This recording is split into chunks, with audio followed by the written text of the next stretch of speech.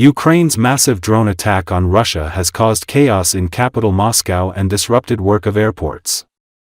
Following the attack on Wednesday morning, airlines began cancelling flights en masse from Moscow and in the direction of the capital. Dozens of planes are waiting in line to take off, and passengers are reporting being held up en masse on planes. Several airlines have already announced flight cancellations. Russia's flag carrier Aeroflot cancelled 52 flights from Moscow and 54 to the capital. In turn, Ural Airlines cancelled 18 flights. Pobeda and S7 airlines have also announced the cancellation of some flights on May 6 and 7. Many airlines are also offering to exchange tickets for other dates. Strikes were reported on a number of military and defense facilities across Russia on May 7 morning. According to the Center for Countering Disinformation, the Shaikovka airfield in the Kaluga region and the Kubinka airbase in the Moscow region were attacked. Explosions were also heard in Moscow region. Russian authorities announced the shooting down of 10 drones over the capital. Telegram channels have been publishing videos of night explosions. On the evening of May 6, the Russian Defense Ministry reported the shooting down of 57 UAVs over various regions of the country.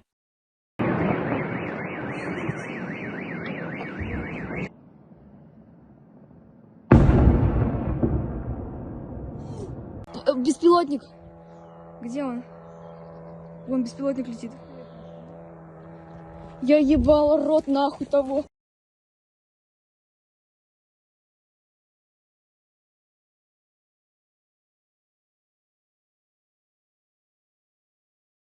А вообще какой огонь горит?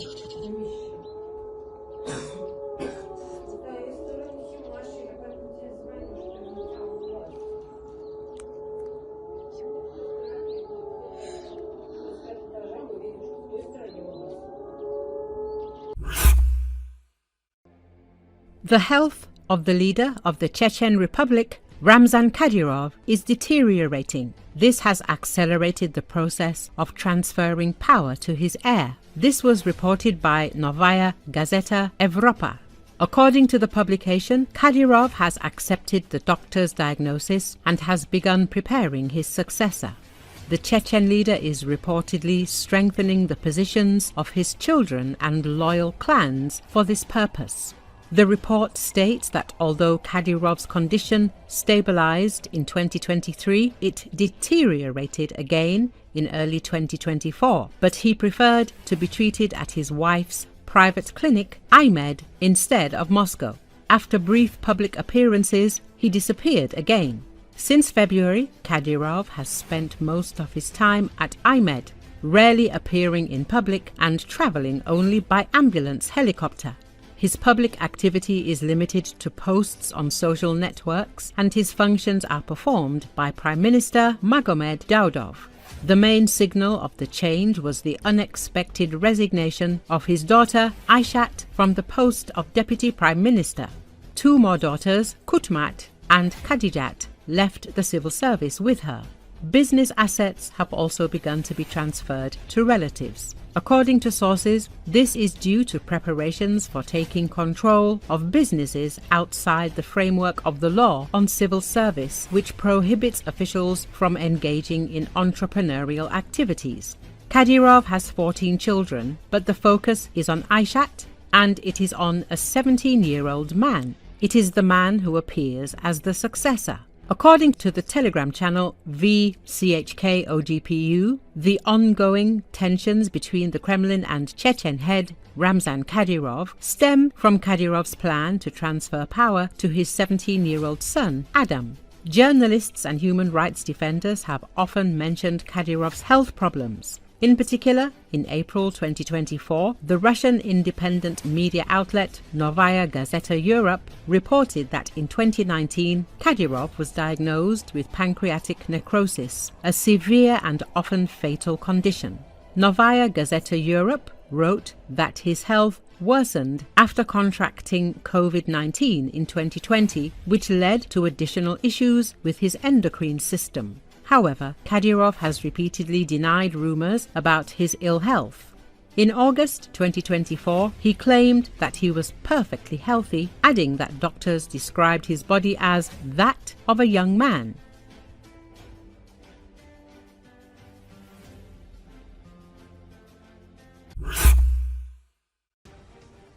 Russian forces have begun deploying combat diver units to covertly cross rivers and infiltrate Ukrainian positions, according to footage and field reports released by Ukrainian defense units.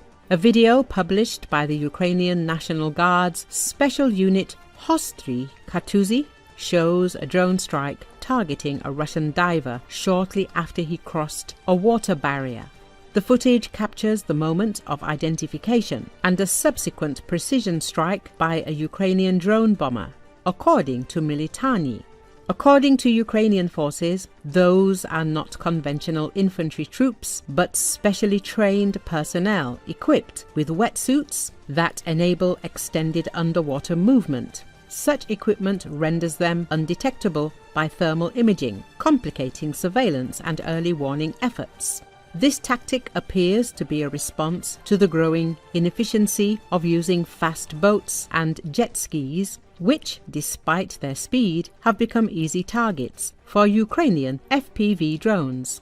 The shift toward underwater infiltration suggests an attempt by Russian command to avoid drone detection and build up assault groups near Ukrainian positions with greater stealth. In addition to direct assault missions, these diver teams may also be used to transport supplies and ammunition in sealed containers or conduct engineering reconnaissance ahead of potential amphibious operations. Earlier, Russian forces began constructing net-covered tunnel roads along key supply routes in occupied Donetsk, including near Kharkiv on the E50 highway, to shield troop and equipment movements from Ukrainian drone strikes.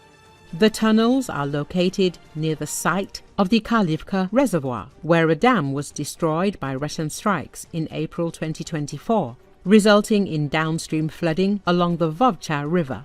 These net tunnels are located on a strategic section of the E50 route, connecting Donetsk with Pokrovsk.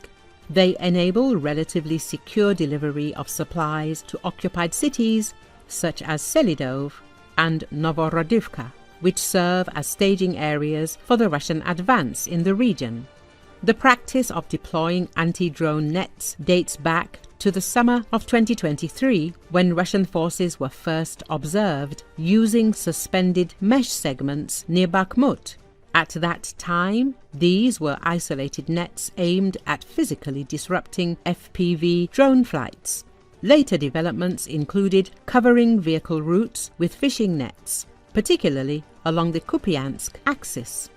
Earlier, Ukrainian Marines eliminated the Russian combat diver on the left bank in the Kherson region.